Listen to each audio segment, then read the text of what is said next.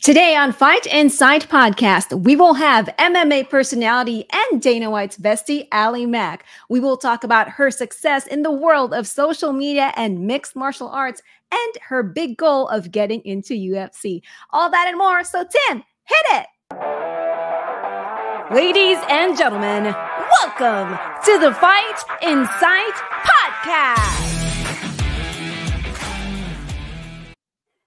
Our first guest today is, I didn't even ask her how I should introduce, but she's a social media influencer. That's what I know her as. She's blasted onto the MMA scene this year, releasing quality, funny, interesting, and wholesome content. She's a Melbourne baby and a future Octagon lady per her Instagram. You got to go check her out. But we are so excited to have her here, Rain. She just said it's her first media or whatever ever. And I knew we had to get her before she's way too popular. She would never talk to us. So Rain, bring her in. Please welcome Allure Mack. Hello. Thanks for having me. The legend in the making, Ali Mack. Thank you. Thank you. How are you, Ali? I'm good. I'm good. Nice way to start my Tuesday morning with some lovely faces. Yeah, there you go. To be here. Yeah, you're out in Melbourne, Australia right now, correct? Yes. Very important first question. Where is Ted? He is downstairs sleeping. Okay. He's sleeping in. Too early for him. Too early for him. Too early. All right. That is so. Now here's the thing. If you don't know Ali Mack, first of all, you're living under a rock. But you are at alimac.mma. For those only on audio, it's ALYMAC.MMA on Instagram. Yes. That's your main thing, right? That's where you are. Yes. That's you. Yes. All right. Yep. So Ali Mack, you start going on Instagram. Somehow you get on my feed and you're doing good stuff. Creative stuff, original stuff. It's just you, not copying anybody. You're doing your own stuff. Yep. Who the hell is Ali Mack? Wow. What an intro. I love it. Yeah, so I actually started posting originally on TikTok. And I thought that TikTok was doing quite well for me until I figured I need to be on more platforms. And so I uploaded my first video onto Instagram, which that's a whole other story in itself. I come from a background of like fashion and beauty. The fighting scene's very different to that. And so I was quite nervous to share this form of content with my original following. I didn't want to start a new page. Okay. I couldn't even like post the video. I had to get my partner to press post because I was like cringing at myself, worried about, people 10 years ago from high school or, people that I met once at a party. And I'm like, what am I doing? Just post it. And then ever since then, I've just, you've seen, it's blown up on Instagram and like well and truly overtaken my TikTok. And it's actually interesting. My first video on Instagram was about MVP joining the UFC. So the timing of this is great. Yeah. Yeah, because here we are right ahead of UFC 303. Yes. Where let me just say it right now, the entire planet is praying to God that he murders Ian Gary. Like, there's not one person in the world that wants Ian Gary to win. Yeah. Not even his wife's boyfriend. Even he doesn't want Ian Gary to win. So it's very sad. But Ali, okay, but so you're a model, you're doing the modeling thing, but why MMA? Like, how did that happen? Yeah, so I went to my first ever UFC kind of watch party at a pub in Sydney, in Manly Beach. It was on one of my first dates with my boyfriend at the time. It was probably like maybe the 5th or so time we'd hung out. He's like, oh, we're going to the pub to watch the UFC today. I was like, I don't know what this is. I remember watching the screen. It was Holloway Edgar. And I had no idea what was going on. A distinct memory I have is me going, is that Joe Rogan from Fear Factor? That's all I knew. So like started from scratch. That was the first, pay-per-view that I watched. And then I don't know how much you guys know about Melbourne during COVID, the pandemic lockdown, we were one of the most locked down cities in the world for the longest amount of time. Yeah. And it was during that time that UFC was one of the only things that was still running. And so I just fell in love with it then. I did, I grew up around kind of combat sports. My dad was a boxer. So it wasn't too unfamiliar with me. And so it was easy for me to figure out what was going on. But MMA is completely different. It's so much more brutal. I love it. And yeah, I just fell in love with it ever since. And yeah, I remember when I saw Megan Levy for the first time, and I was like, she's cool. Yeah. And then even growing up, I always told myself I wanted to be in the media space, which I obviously am already, but I thought I was going to do journalism in fashion or music. Never in my wildest dreams did I think it would have anything to do with sport. I am not, like, you throw a ball at me and it just disaster. So yeah, it's all happened very quickly, but I find it's easy when you enjoy what you're doing. So, you know, while it's all been a very high rise, I've loved the journey of it all so far, and I can't wait to see what happens. No, it's crazy. So like, yeah. And because, you know, I knew that you were kind of new into sport, because sometimes on your Instagram, you'll have things where you're watching old fights and you ask your fans to recommend fights. Yeah. And like some of them are fights that are not too long ago. And I'm like, wait, so he's really new into the sport, because you're like, well, I didn't know about this fight or these people. Yes. Yeah. Which is very cool. Was, something that I thought of was, I realized there's so many years of history within the UFC and other organizations too that I've missed out on.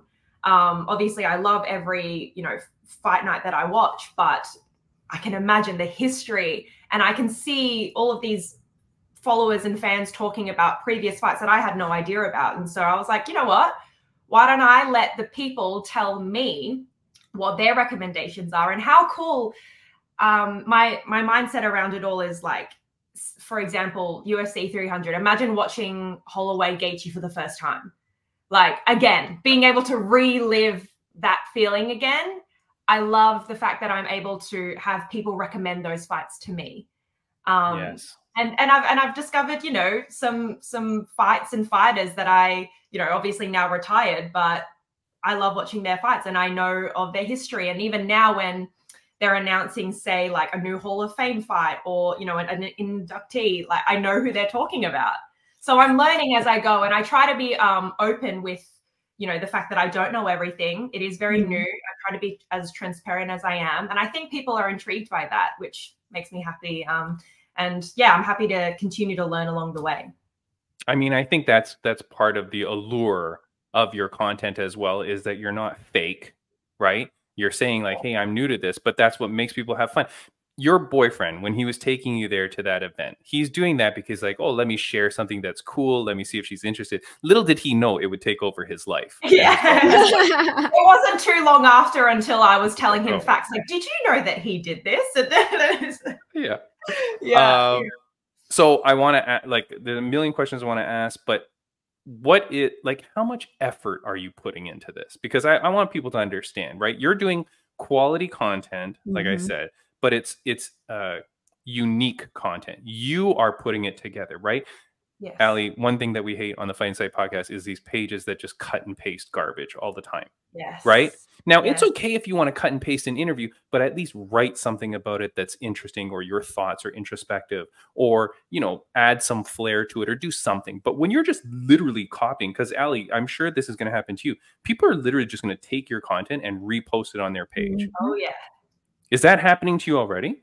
Like, are people just taking it's not that bad yet. Obviously, something that I know kind of my page blew up from was the reactions that I have, which is you know, difficult to mimic. That's me. And but when it comes to things, I feel like I've been lucky so far, but I also know that it's bound to happen when I see other pages and I was like, oh, that's familiar.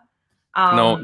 I mean like literally copying your video and just posting it on their page. Oh, the reposting. Yeah, just reposting it. And taking credit. I've seen a few of those. Nothing too overly harmful yet. Yeah, but it'll be interesting to see how that grows. Because that pisses me off big time. Sorry. That really bothers me, because essentially when those people do that, they're taking away the engagement that you would get on your video if they just went and saw it there. Like, you know what I mean? Like, people that will post like, you know, Chael Sonnen's Twitter post, and they literally just post his Twitter post and get conversation going. I'm always like, screw this guy, man. I'm going to Chael's page and I'll leave my comment there, because why does he lose it? That said, Rain, after this podcast, you and I are going to create our at the real Ali Mac page, and we'll just start talking her stuff. We'll be like, I'm going to get onto that right now. Be prepared. You better save it. Okay, but how much effort are you putting into this? Like, how much of your time in your day is doing this? And then the follow-up question to that is, what is the payoff? What are you getting out of it? Yeah, I try to post every day. Be that, you know, either there's news that's going on, 303, someone's pulled out. That's been a lot. Or if there is no news, you know, an easy one that I fall back on is one of my classic fight watches. I'll normally film maybe 3 to 4 at a time. So I have a backlog of content that's ready to go if there is no news for that day. And then I also do the live reactions when a fight night or pay-per-view is on. So it's actually pretty intense when just over the weekend in Saudi Arabia, I did 3 reactions there, and I would be filming. As soon as someone's hand got raised, take my phone off the tripod, start editing, upload, and then on to the next one. I've had a few where I've missed, you know, brutal knockouts because I was like posting or editing one. So I'm still figuring out my own system. But yeah, it's definitely a grind. I'm having to film something. I'm filming every day. On the days that I can, I try to film in bulk. And then even that with my little quizzes and games, I'm constantly writing them in my notes and trying to build up enough for it to be a video in itself as well. Yeah. Nice. But it seems to be paying off because I find posting every day, not quite. I find posting every day that I still have a video that's going around right now from UFC 300. So if I'm constantly posting, I could have multiple videos at a time circulating, and then that obviously reach and engagement goes up. So, you know, I could have one video, which kind of happened last week, that the views aren't that good, but you actually never know. I've tried many times to try and figure out the algorithm. I can't. So I'm just focused more on consistency. And, you know, whichever one blows up. And I'm lucky that payoff wise, I mean, I'm in the DMs with Dana now. So that paid off. Wait. So did you not know this? So what does that mean? You're in the DMs with Dana? So one of my trivia videos went pretty viral, and Dana he commented first saying, "I like this." And then he followed me. And I played it cool. I was like, I think I just responded to his comment like, "Thanks, boss." Casual. And then the next day, he reposted my video on his profile, which he doesn't do. Wow. So that was just before 299. So it was a very, very big time. You can see like my insights really spiked during then. And then that's when I messaged him and let him know, like, I really appreciate your support. And he, you know, gave me some words of motivation, being like, you know, F the douchebags, keep doing what you're doing, love the content, love how much you're, like you just said, love how much quick you're churning it out. And so, yeah, we just had a nice quick chat there, played it cool. And then he watches all of my stories as well. He votes on my polls.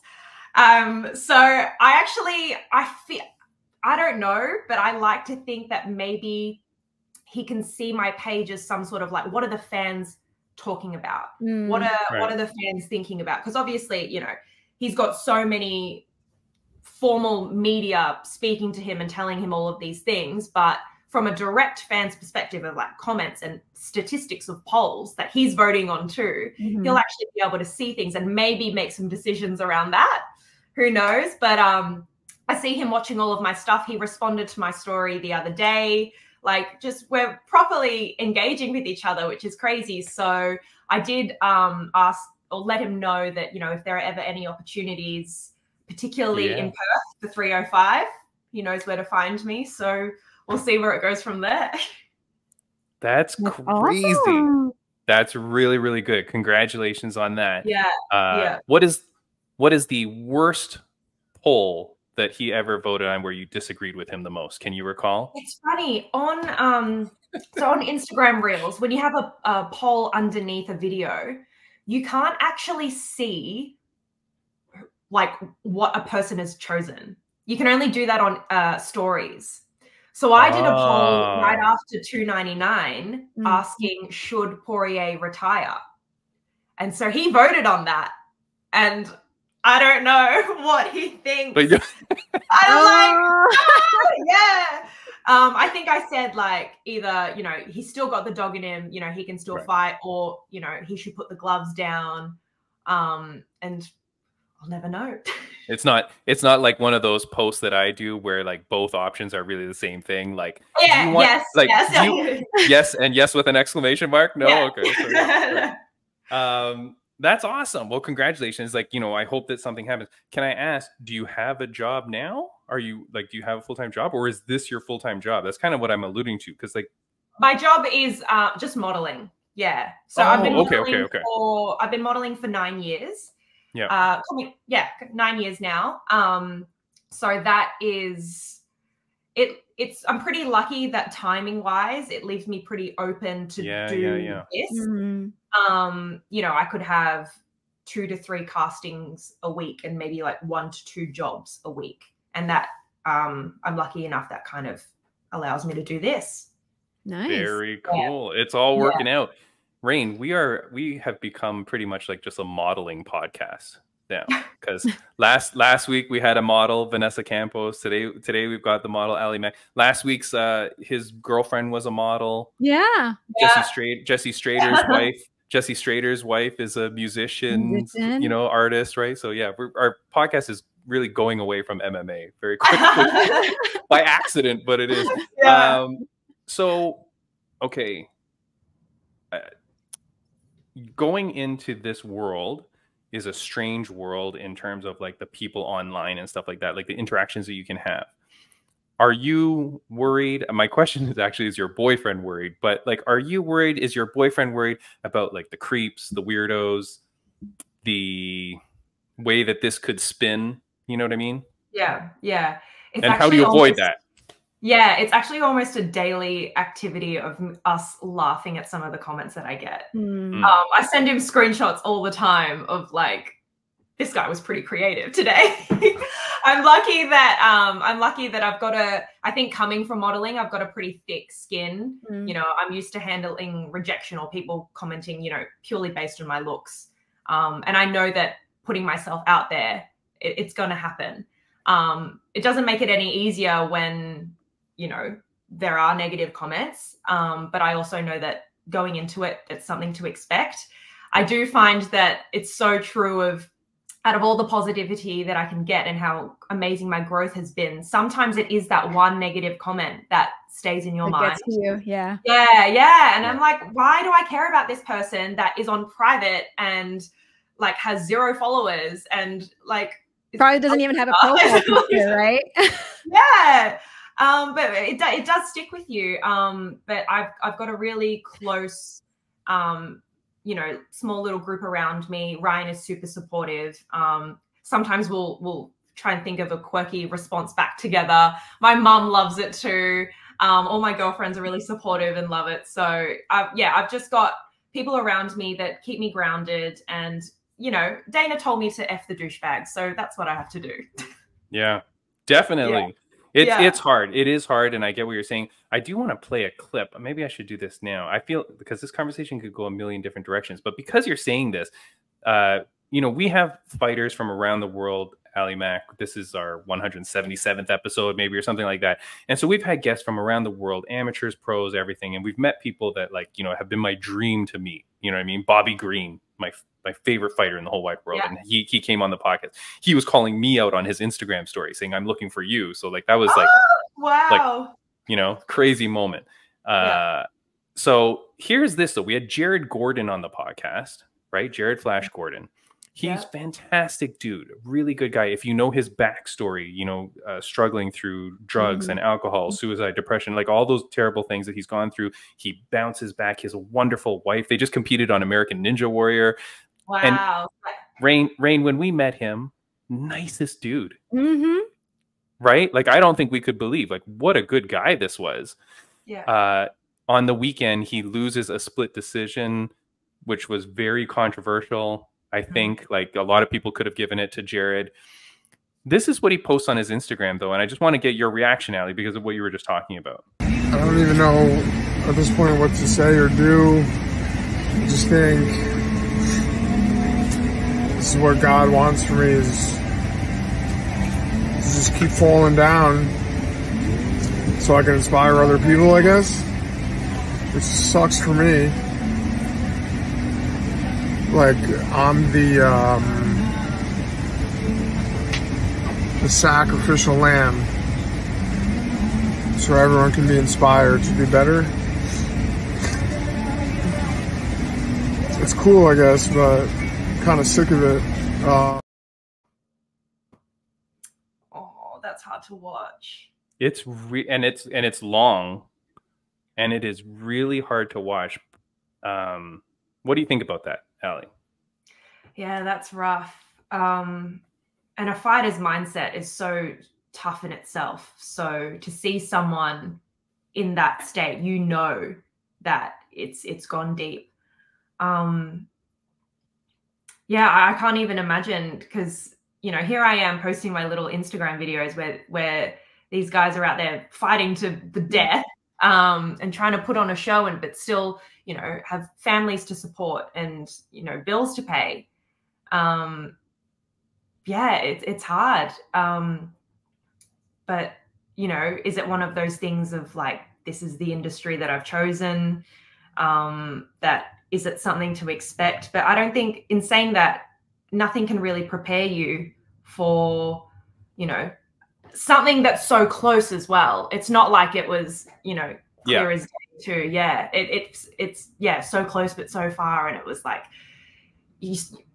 no doubt that he's overthinking and gonna rewatch and just start to go from there. And, you know, you can only hope that he comes back better, stronger, learns from it, thrives from this. Yeah, important not to dwell too much on it, but again, until you're in his position directly, it's hard to say. Yeah. Yeah, and Rain, I mean, you see it all the time, because I see it all the time. I'm commentating for an organization out in East Coast Canada, Ali, and Rain is, of course, doing her cage announcing in California. Rain, we see young fighters and stuff like that all the time lose, and sometimes badly and sometimes controversially. What do you think about that video? I feel bad for Jared, you know, but I know he's gone through a lot in life. And I'm there, to me, I know he feels, you know, sad about the loss, you know, what he had gone through. And it's okay sometimes to feel that way. But I think Jared's character, he's a fighter, not just as a profession, right? But I think he's a fighter, and, you know, by heart and in spirit. And, you know, I think after grieving through this loss, I think he's going to bounce back again and, you know, keep inspiring more people. Yeah, well said. I left a comment on that post because that I mean, it's long too. Like, I cut just that little tiny bit of it. It's long, and there's so many pauses that just make you feel even sadder, because it's like he's like digesting it all and saying it. But I said to him, like, just a snippet is, I just said, you're not falling down. You're not a sacrificial lamb. Like, don't think about yourself that way. Like, the result is just the result, but that's not who you are. That's not anything, right? Like, it really hurt me to see that, because I thought he's taking it so hard, or like feeling that there's some reason for this. And it's like, I get how you can frame it like that, but I just hope that the people around him, like his loving wife and his friends and stuff like that, really help support him, because it's very touching and very open. But Yeah. I also worried. I think this is Men's Mental Health Month. I think it still is Mental Health Month. But to see that, it's like those are the kind of things, like it's like kind of like science. Like you got to reach out and help those people. So absolutely, yeah. I don't know. I think like while you do have your team around you and your friends and family around you, at the end of the day, you're the guy in the cage. Yep. So yeah, it's rough. Like as close as you can be with those around you, he is the only one that can actually feel and understand what's going on. Like no one knows. Yeah. So that he just has to reach out. Yeah. Yeah. That said, you know, as someone now in the media and doing what you're doing, and I didn't know that Dana White is watching your stuff, how careful are you not to piss some people off? Do you hold back? Because you went off on this guy a little bit. I'm just going to say this guy you went off on a little bit better. Kelvin Gastelum, about his weight myth. Now that's not your post, by the way. That is the post by Daniel Rodriguez, his opponent. So he reshared Kelvin's story afterwards, and then at the bottom he says, "Hope you feel better, asshole." That said, breaking news on the Fight Insight podcast: we have Daniel Rodriguez on the podcast next week. So I'm very excited to have him on, because that whole thing was a freaking disaster. Like disaster. But Ali Mac, do you have to contain yourself with too much negativity or something about people, knowing who you are now? You may end up going there, you may end up meeting them commentating. Yeah, it's interesting. Ever since one of my first videos kind of started blowing up, I was like, oh, there is a very high chance that the person that I'm speaking about can see this right now. But in saying that, I've made this brand around, it's my name, it's myself, it's not a company. And obviously people value what I have to say. And so I want to be truthful to that. Not to the point of, say, like bullying or like calling people assholes. But I want to make it clear when I don't necessarily agree with something. So for example, with the Gastelum weight miss, I have no problem in saying, you know, that wasn't on. I think it was disrespectful. And he needs to figure out what he's doing, like what weight class, like, because that can't be happening. But then again, I also, in my last trivia video, asked people to name the fighter Belal Muhammad. And the gag was that I couldn't remember either. And he actually commented on it with like an eye rolling gif. So, you know, doing things in a lighthearted way that I would hope that anyone that views it doesn't take it too seriously. Like the way that I did it with Belal, for example, is like, if I were to ever meet him again, obviously it was a joke. It's his name. It's his name. But like for something like that, if I ever had to meet him again, that wouldn't be a problem for me. And I don't think it's in my nature anyway to be so aggressive. If I don't agree with something, I'll make it known, but not in a way that it would ever conflict with me ever having to meet them one day. Because again, this is my long-term goal, is to get into the UFC officially. So if I have to start working with these people and I've just called them every name under the sun, that's going to be a problem. Rain, I like how Ali Mac is saying, like, you know what? I'll deal with it, and I'll talk with that guy. Like, I can put bygones be bygones. When Belal is probably like, I'm gonna kill this Ali Mac chick when I see her. Like, it's not you that you have to worry about. It's Belal, like, who's got all this pent up anger. Yeah, there's definitely some comments on that video that weren't happy with what I had to say, but I thought it was funny. So whatever. Look, you can't make everybody happy. And the thing is, too, no matter how respectful you are about some of the things that you might call out, fighters will get mad and get upset. And you know what? It is what it is, dude. Like, what do you want? Like, I'm not going to hide behind things. I have, like, not so many, but a lot of people have blocked me over things that I've said. What's that? I said so many, not a lot. Yeah. Like, yeah, the number's rising. But here's the thing. I stand by all the things I said. It's never like I'm going off on something, but I'm critiquing something. Like, who knows? You know, you can say that thing about Calvin, which is, you know, on side, and it's your opinion and stuff, but he could choose to block you. And if he does, okay, cool, no problem. If you want to get rid of that negativity and stuff like that, or you don't want to see that, okay, no problem. But as long as you're true to yourself, I think that that's good. And I'm actually trying to figure out how I'm going to word my like Ian Gary MVP video. Oh, do you need me to do a voiceover? This guy is the biggest loser on the planet. I can't stand that guy, Ali. I can't stand that guy. Yeah. This whole I know I've got to film a video today, and that will be the one that goes up, breaking down that fight. And I'm like, how do I say this? What do you think? Here, let's go off on this for a sec, because we're not going to have time to like go through the whole 303 card or whatever. But that fight specifically, Ali Mack. Now, before you get signed to the UFC and you get in trouble for saying this, what's the percentage chance? Rain and Ali Mack both answer this. What's the percentage chance that this fight is rigged and that MVP is going to lose this fight?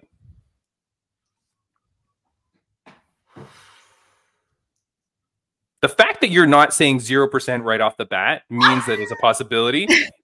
And that's what I'm saying. I am very worried that MVP has been signed in to the promotion with potentially a little wink, wink, like, hey, we're going to put you up against Ian Gary. We don't really want you to win this fight, but don't worry, dude. Then you go on your way and go towards the title. But your first fight, you know, if you lose, it's not that bad. That's what I'm really freaking worried about. And that I will die if that happens. What was your reaction when the fight was officially announced? That was the first thing that went through my head. Because remember now, I don't know if you watch other organizations. No. Okay, so you're stuck on UFC, right? So Michael Venom Page, while he was with Bellator, he went over and fought in bare knuckle. Did you know that? No. One of the greatest bare knuckle fights of all time. He fought Mike Perry. Oh, I've seen the fight, but I didn't know that it was like while he was with one. That was while he was with Bellator, and suddenly he goes and does this one-off fight, which was fantastic. It was, I think, like the first ever main event fight that went to a sudden death 6th round. It was crazy. But I'm like, part of me was like, well, if he had come in and beat Mike Perry, who's like the face of bare knuckle, what was going to happen? He was just going to go back to Bellator, and then now you've left BKFC with this guy who now, like, it would really ruin things. Yeah. So I was always worried about that, but I don't think Mike Perry is the kind of guy to maybe do a fake thing. That said, now he's fighting Jake Paul, and I think that's going to be fake. So whatever. But like, I really worry that like MVP, they go, look, we're just going to give you billions of dollars. You're going to come over here, but wink, wink. And I'm so worried about that because I cannot stand Ian Gary one bit. I do remember it took a while to get Ian Gary a fight confirmed because he really wanted to be on the McGregor card because, you know, ideally it would have been better for him to be on 304. There were a lot of names being thrown around, and then all of a sudden MVP happened pretty quickly. And I think it was MVP that said like, oh, I don't know if I'll be ready. And then it got confirmed. Like, yeah, now you're making me overthink this. Like, is something going on? Yeah. This is going to ruin your future video now. Oh my gosh. All right. Well, that's that. Here's someone you have pissed off, Ali Mack. I'm going to like call it like it is. When I posted that you're coming on the podcast, right away, former multiple-time guest of the podcast, former co-host of the podcast, correspondent of the podcast, our logo is on his fight shorts. He's an amateur fighter and a jiu-jitsu competitor. Matt Queso Padilla. He was not happy that Ali Mack was coming on the podcast. I said, why? He says, she called the whole flyweight division trash and that they need to get rid of it. Whoa, he's got a good memory. He's stuck in him. Well, he's a flyweight. So Ali, okay, that makes sense. Well, look at the eye roll on that one, Rain. You see that? Ali Mack, please respond to Matt Padilla and all the flyweights that you have angered. I will say the video that I made at the time, I think it would have been when Urseg Pantoja was first announced. I don't know either of those two people, but go ahead. there you go. Do I need to say more? But I was saying as an Aussie, I'm actually finally excited to watch a flyweight fight in a long time, because I think after the second Figgy Moreno fight, it was fun to watch, but I don't really want to see like 4 fights of the same people, like when, you know, there's so much more around it. And I just felt like even the UFC was struggling to find matchups. And I just wasn't interested in any of them. And I also hadn't, you know, developed a fondness for any of the fighters. I feel like in the other weight classes, you've got your favorites. You have the people that you follow and you root for. I didn't have that person in flyweight until Steve Ursay came along. And it purely started off because he was Australian. And it was wild that he got a chance in the first place. But, you know, but he did a good job. And so, you know, excited to see his rise from there. But also the one that happened 2 weeks ago with Tyra's fight, that was exciting too. So I am starting to see a rise of people that I'm intrigued by. But, you know, I'm not going to deny the video that I posted at the time that he was talking about, I was not interested in flyweight. No, okay. And here's the thing. It's a reflection of the organization not doing enough to build up that division to make it appealing to new viewers such as Ali Mack, right? Like, and that's the thing, because if you don't have a good enough stable of fighters, or you can't blah, blah, blah, then that's how it works out, right? Like it doesn't build up the drama, doesn't build up the interest, and you need to do something for that. That's what happened to the women's featherweight division, right? They just didn't have enough fighters. And then so people were like, well, we don't care about this division. Can you just close it? Because it's just taking up space on our card, you know? Let's give Gaethje another fight, right? Like, or give Max Holloway another fight. Like, let's get the people that we want to see. Rain, what do you have for Ms. Ali Mack? Ooh, for me, you know, throughout this conversation, I see the pure love and passion that you have, right, for UFC. And you mentioned that that's your long-term goal, to be in the UFC. So what's your goal? Do you want to be like Megan O'Leary, interviewing the fighters? Do you want to do commentary? Or do you want to keep doing like more social media posts? Yeah, I find the example that I use is Laura Senko. I think she's a really good mix of showing her knowledge, obviously experience as well, but I like that she also has her personal like brand there, and she can joke around, you know, when they're doing like the weigh-in shows and things like that. They're all doing games. So I want to be taken seriously, but I also know that my current following enjoy the lighthearted content that I do. Like, I'm constantly watching interviews and being like, oh, I liked the way that they did that. And I'm still trying to figure out what my thing would be, but I want to be the Australian kind of name and face when it comes to connecting with fighters, be that a formal interview or a skit or a game. I want to be the Aussie girl that does that when people think Australian UFC, they'll be like, oh, they're going to have Ali Mack do something there. I like that. Because former guest of the podcast, John Gooden, anytime you go to England, I want to hear John Gooden. I want John Gooden to be doing interviews. I want him to be there. Like, he's such a cool dude, that guy. Yeah. Rain, Ali Mack, we're going a little bit long. Are you okay to stay a little bit longer? Do you got to go? Okay. You're okay? Yep. Okay. Okay. Because I got some other questions I want to ask you. I can't hold back on this, though, Rain. I know you have another question, but I can't hold back on this. I don't like Laura Senko either. And I find it funny that you say that she's like joking around with the guys. I find that it's not real. Like, I always take it that the guys are kind of like allowing her to be there. Like, no. Not that she doesn't belong there, but I feel that they kind of not bully her, but they're treating her like a girl in an all boys club. And I feel like I always get that sense, and she's kind of always got to be a little bit more submissive or goofy to them to kind of feel like she fits in. And I just kind of get that vibe. I don't know. You ever get that? I do. I actually find being in a male dominated industry, that's probably going to happen anyway. And it's up to the person to be strong enough in themselves to be able to stand by what they want to say. Because I love when you know, you hear the commentators bicker with each other, have a little dispute. I love when Dominic Cruz says something silly. How dare you roll your eyes? Dominic Cruz is one of the best. I like Dominic Cruz one of the best because he does that, because he just holds his ground. Well, there you go. Some people don't. But again, the fact that he stands his ground and is firm in what he wants to say, people love that. And I think it's important as a woman who's probably looked down on at a lesser level than the men that surround her. It's important for her to just be firm in what she wants to say. You know, she was hired for a reason. Yeah. They believe that there's something there and of a value in what she has to say. So like, be confident in it. But I feel it's more of a reflection of the guys that are doing that to her.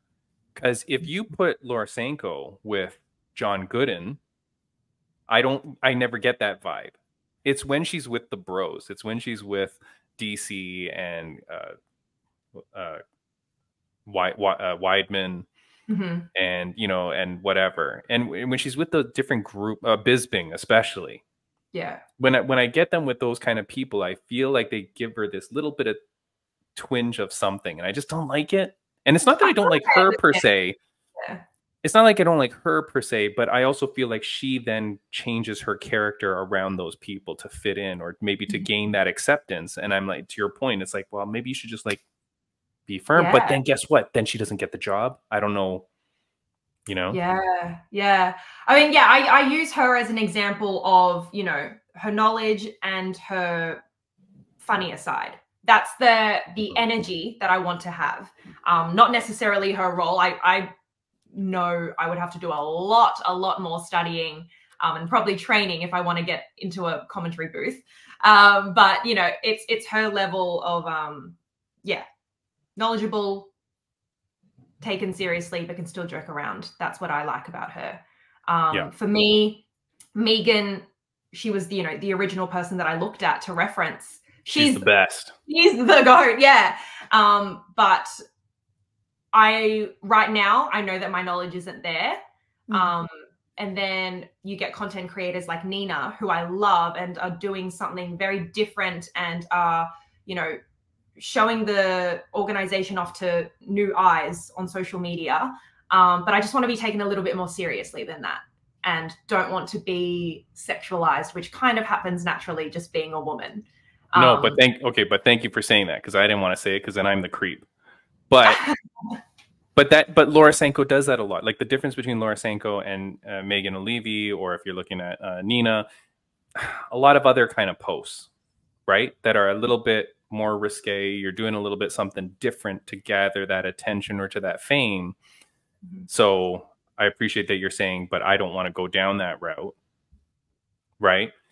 And to that point too, like I'm guessing, but whatever, but I'm sure your boyfriend wouldn't be too keen if you're doing the interviews with that kind of like flirtiness the whole time. Yeah, it's definitely, I would like to keep my interviews funny and lighthearted. There's no reason for them to have that underlying tone of a sexual nature. Like, to me, honestly, you're probably going to get comments about it anyway, like talking about, these two, look at these two, that you don't need to emphasize it further. I don't need to do that for views. I'm not interested in doing that. So yeah, I forgot where I was going. No, I like that, Rain, because that's one of the things that I did want to talk to you about. I didn't know how to kind of angle it in, but I'm glad that you say it, because I think it's very important for women in the industry and stuff like that. Like Rain is kicking ass and she's doing her thing and she's doing everything the right way too. It's important for people to have those kind of people to look up to as well, not thinking like, oh, to get there, I need to do this. Right? Like every UFC fighter, you know, is like pretty much going the OnlyFans route. You know what I mean? Like there's so many when I'm going on thing and they're all logoing up and I'm like, I don't know what they're doing on OnlyFans, but I think I know. Yeah. And that's just not a good thing, right? In doing that. It's also coming from the modeling industry. I have photos taken of me for a living. And some of them are of like, I'm in a bikini or in lingerie. That's a separate thing to me. And that a lot of the work that I do, it's more like beauty based. It's like skincare and like, it's not sexual of a nature, but I think as soon as you are someone in the public eye, it happens. And those are the kind of comments that you're going to get. It's also why I didn't want to start a new account when I started posting on Instagram. I wanted it to be on my personal page. I want to be able to post when I go on holiday, when I go out for a nice dinner, because that's me. I want to show all aspects of my life. So, you know, for example, I'm going to be going to Greece next month. I'm going to be posting photos of myself in a bikini. I know I'm going to get some comments, but, you know, I know that's going to happen. So I ignore them. And then the next day I've also got a UFC video where I'm on my couch with no makeup on. Right.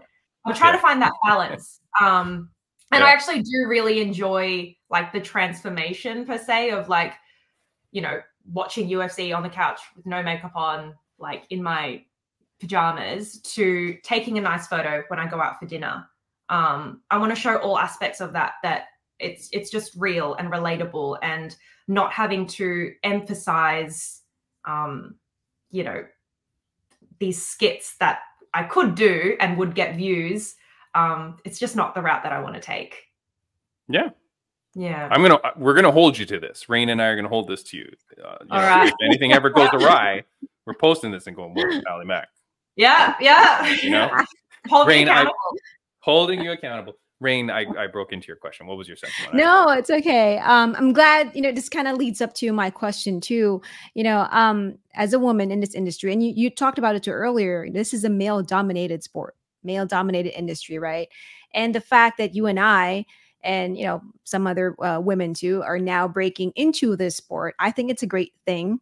I still feel like we're all trying to find our space here, right? How do we act properly, right? How do we act properly that way we're not like viewed like sexually, or like, wait, are we supposed to be viewed that way, so that way people will like, right? So it's kind of like confusing, right? But for you, you found success in what you do. How proud are you, not just as a woman, to have found that success, but also as a minority, as an Asian woman? Yeah. It actually makes me really, really proud.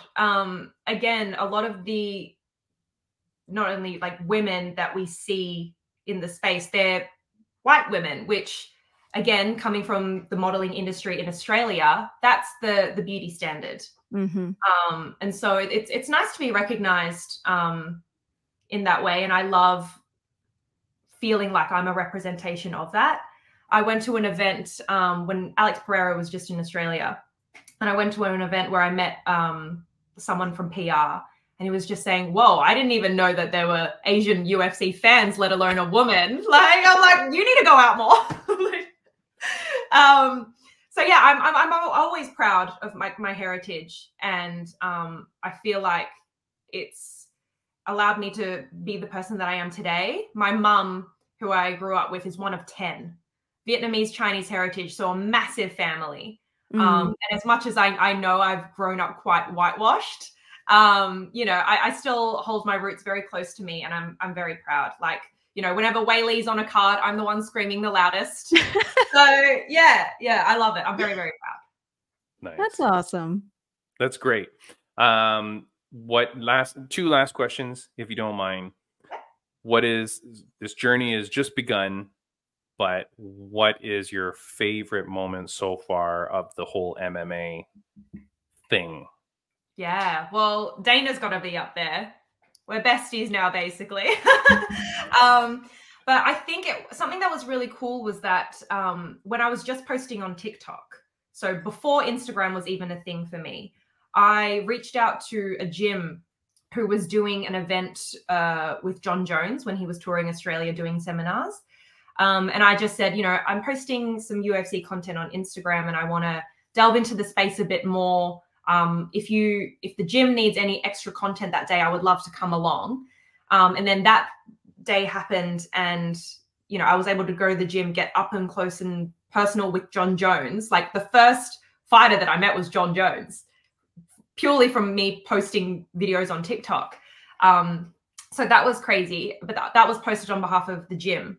Whereas when I met Alex Pereira last week or the week before, a similar thing happened, but it was because of me. It wasn't on behalf of a gym or anyone else. Like I was there to create content for my own page and had my own creative kind of freedom to be able to do and post whatever I wanted. So seeing that growth happen so quickly with two of the biggest fighters in the sport has been really, really exciting. And it just makes me think like, you know, what's next from there? These two amazing experiences that I've had with these two fighters came from me, you know, posting these like 1-minute videos online in like 3-4 months time. That's how quick it's been. So it's just like, this is just the start. So yeah, definitely seeing the rapid growth and knowing the doors that it can open and the experiences that I can have from it is like really exciting. That's awesome. I'm so happy for you. Unfortunately, it's the wrong answer because the right answer was being on the Fight Insight podcast. Oh, I'm so glad. I am so glad that you guys reached out to me when you did. I don't know how many followers I had when you reached out originally, because that growth is like, I know that that was pre-Dana. So I'm grateful. Yeah, I'm so grateful that you guys reached out and saw something in me that you thought was worth talking to. Look, you want to, Ali, like in truth, like I always, like I said, I'm looking for pages that are interesting, that are unique, that create their own content. And in reality, that's how I found Rain. Rain is my third co-host of the show, but I found her same thing. Like her content was unique and interesting, and then we had her on as a guest.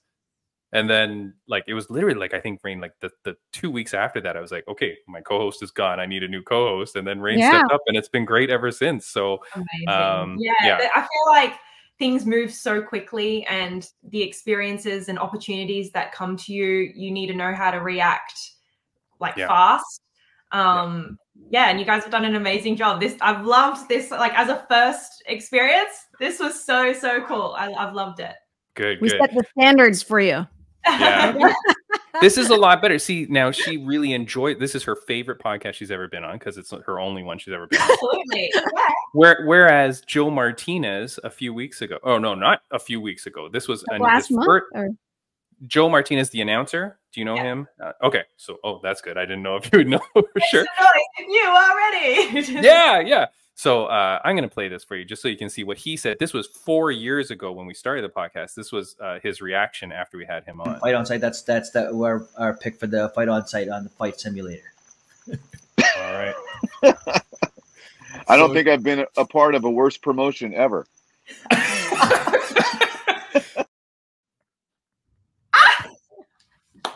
You know? Oh, that's too good. But Ali, we had him back like a few weeks ago, as Rain said. He says we are no longer the worst. There you go. You learn from everything. Think about that growth, right? Yeah. He's the best dude. I will say one thing. If you're looking to get into the UFC, you're looking to go this big time, right? And you're going to use your Instagram as that opportunity to kind of boost your career and boost your options in life. Is it crazy for me to think that you should start working with some local organizations or some smaller ones to get some experience? And like, are you looking for that? Yeah, absolutely.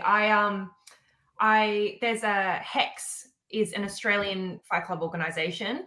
It's where like Adesanya, Kai Kara France came out of. They wanted to reach out to me for the last fight night that they had, but that was when Pereira was in town and I was traveling for that. And then they reached out to me for the next one that's going to be in September, but I'm going to be in Europe for that. So it is something that I know that I want to get into, the local fight scene. Yeah. Just to get familiar with it, you know, on a smaller scale, because obviously the UFC is the biggest one. But definitely, I'm going to be getting into, you know, the smaller local scene get familiar with the local fighters who are on the rise. Who knows where they'll end up one day.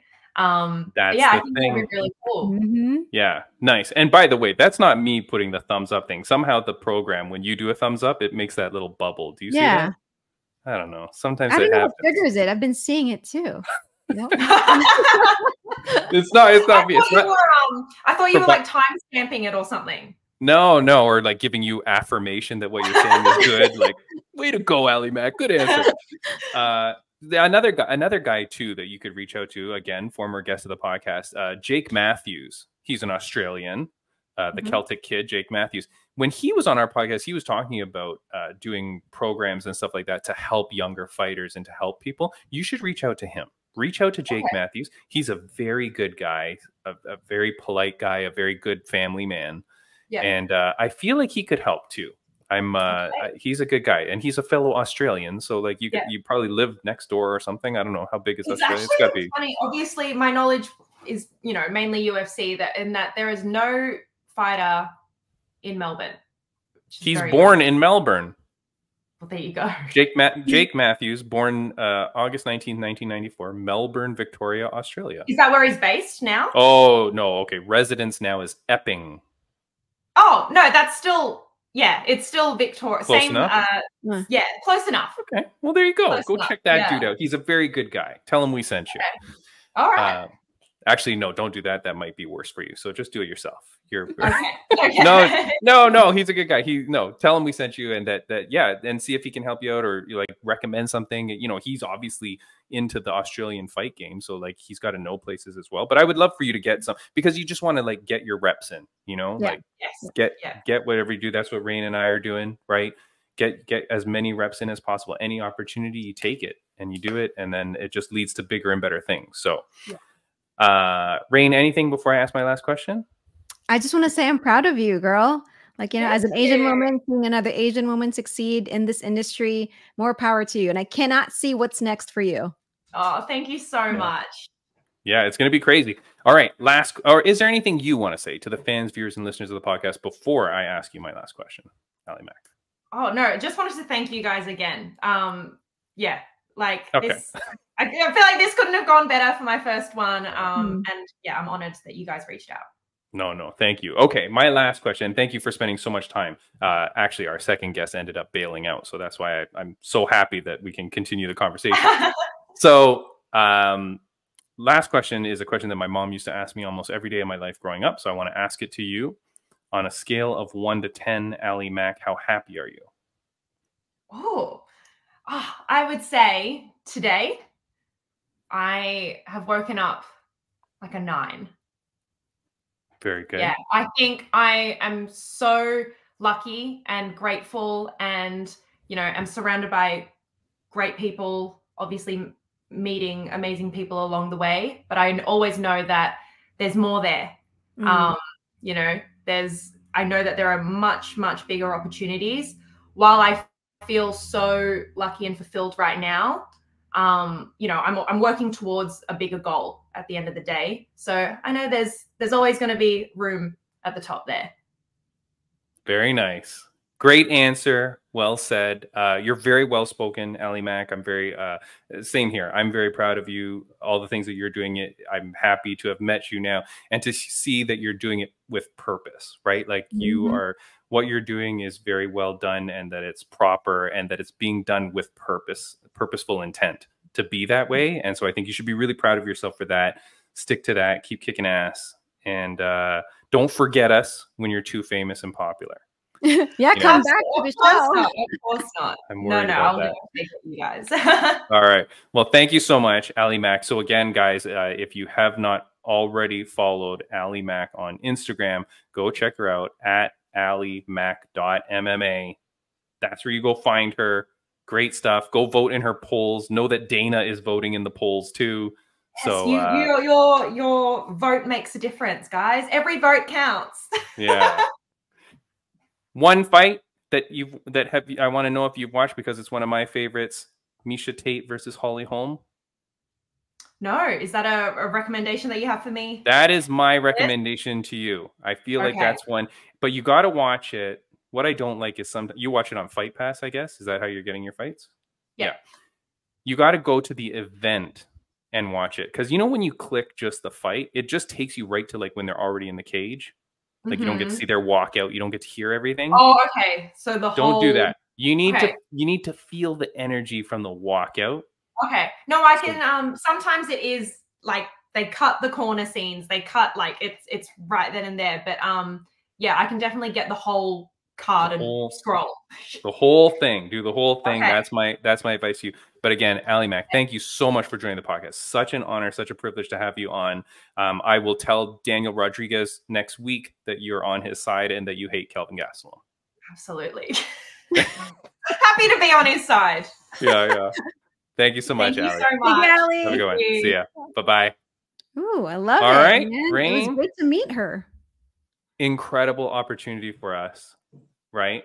I'm so happy. She seems like a really good person. It was very early in the morning too, so thank you to her for that. Because coming in so early, that's crazy. Rain, we're perfect on time. I'm so happy that she spent the time because I feel like sometimes our guests, we don't get enough time with them. And we don't get to ask too much. So this felt good. I felt like we got it all in, right? And she said it's her first time being interviewed, right? And for her first time, it's like she really talked a lot. You know, she shared a lot of good insight and very well spoken. So yeah, we weren't dragging stuff out of her. No, finding it dry. There are guests that we have had, Rain, where we're like, just kill me now. You know, she addressed Matt Padilla's issues, and I feel she's right. Because you got to remember, if you're a new person coming into the sport and you don't get the publicity, you don't get the drama going on, it's hard for you to feel, attached to that. Imagine if your first fight you watch when you come in is, Rose Namajunas versus Carla Esparza. You're like, who even cares about this sport at all? You would just turn the whole thing off, So you got to, right? Like it's all about that. So. You know what I'm talking about, right? The Carla and Rose fight that was like one of the worst fights ever. I'm new to Did you not watch that fight? Too. No, that was. When was this? That was it's like one of the worst fights of all time. Hold on, what? You were around for that? Carla no, I don't think so. If I was, or maybe it was one of the ones you missed just by chance. By chance, yeah, probably. Because normally I watch like the fight nights. May 7th, 2022. That's right around. That's right around the edge, right? For you, that was literally the day before I made my Up Next Fighting debut. So. Is it really? Was it was May 8th? Yes.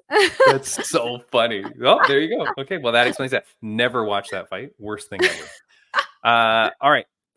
There's a whole bunch of things going on, but we're good on time. We had a lovely chat with Ali Mac. Friends of the podcast update. Let's just go through a few quick things because I do want to say that Rageworks Podcast Network, of course. Thank you to them. I feel like I might have missed shouting them out the last few, but RageworksNetwork.com. Go check them out for other audio podcasts that are fantastic. Impa Kasanganay. Let's go. He won at PFL and he is in the finals. Very excited for him. Sadibu C. The Swedish Denzel Washington, he won in a beautiful fight as well. However, because of the stupid way the points happen, he does not move on to the finals. So I'm kind of bummed about that, Rain, and I can go off on that, but I'll go off later. Lanny Chan, who runs Stride Muay Thai out here in Toronto, Ontario, Canada. He has a bunch of kids that he's always taking around training and competing all over the world. But he is right now out in Iowa at the TBAs. It's a big Muay Thai tournament there. And I think he brought 8 kids maybe or something like that. And he's taking home 4 belts. So his team of kids are so fantastic. I'm so proud of them. So Lanny Chan, and he's the guy that was doing free self-defense seminars for women when the Asian hate thing was going on. He was putting on free seminars. So Lanny is such a good dude. I'm so happy for his team success. FLA 16 is happening very soon in September. July 1st, tickets are going to go on sale. That is in Pictou, Nova Scotia. So July 1st, get your tickets. It's going to be a doubleheader weekend. There's going to be an all BJJ event in the morning. and then the MMA card in the evening, and there's a tailgate party in between. So, I mean, get some good rest. And Wait, so that's next week? No. Tickets go on sale July 1st, okay. but the event is in September. The exact date is, I mean, now you're putting me on the spot, and I should have known this, but I did not write it, obviously, because I'm a professional. When you buy your tickets, listen, when you buy your tickets on July 1st, you'll figure it out. You'll figure it out. Yeah, what's the problem? Figure it out yourself, whatever the date is. Now, and then the other thing coming up, and we'll have tons of the fighters on the show, of course, to help support that. But Rain, you've got UNF 19, July 6th. Yep. UNF 19, July 6th. It's less than 2 weeks away at Commerce Casino right here in Los Angeles, California. Tickets are still available. So please go to upnextfighting.com, buy your tickets, say hi to me, and I will see you there. Give me a fist bump, will you? Look at how much improved her fist bump is. If for any reason for UNF, you go to get one of those strong fist bumps that Rain is giving. Rain, it is September 21st. So you've got plenty of time. Get your tickets July 1st. Fly out there. Rain, it is so cheap. You don't understand. It's very cheap to get out there. Fly out there. Have a wonderful weekend on Canada's East Coast and enjoy like what would be like, I guess, like 6 hours of martial arts competition. If you get the BJJ tap and tag, it's a tag team thing going on. I don't understand the whole rules of it, but it's like teams of 2, Rain. Did I tell you this? No. It's called tap or tag 3. You go in there with a partner. I don't know what happens, but like you tag in. Like what's a wrestling tag team that you know? Because everything I'm going to say is too old for you. What, D-Generation X or? Sure, D-Generation X. Yeah, like tap in like you're the New Age Outlaws. And and then you go in and you strangle someone and then they tag out. Like, I don't know what happens, but it's going to be exciting. And then you've got the MMA card. So all that is up. And like I said, Daniel Rodriguez, UFC fighter, he's coming on the podcast. Rain, you know what happened about that? The guy missing weight by like 20 pounds? No. Okay, go research the story and we will talk to him next week. He was fighting his opponent at 170 pounds. They get to fight week, and I swear to God, I think it's like a few days before weigh-ins, they go, you know what, we're changing it to 180.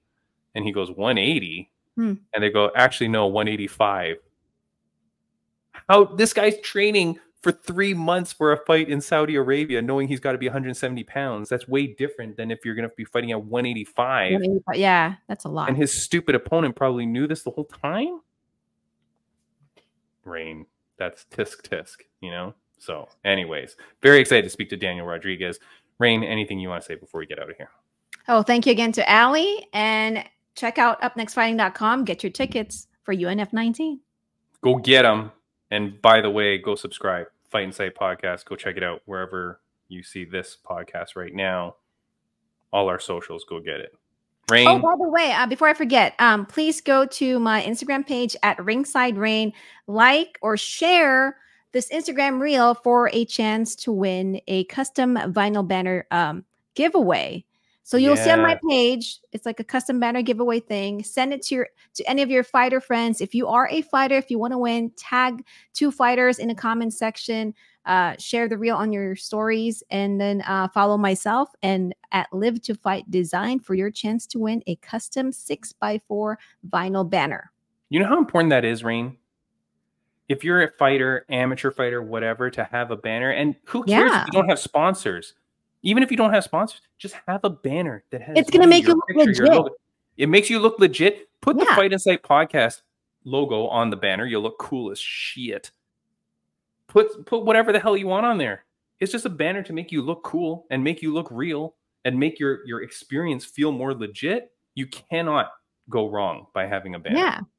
You know what I mean? You're going to, if you join this contest, you're going to win this thing. So you don't have to pay for anything. So just go to my page, No, you don't. Yeah. And then you go around to companies and go, hey, I'm getting a banner made. Do you want to put your logo on it? Bada bing, bada boom. You're making money. All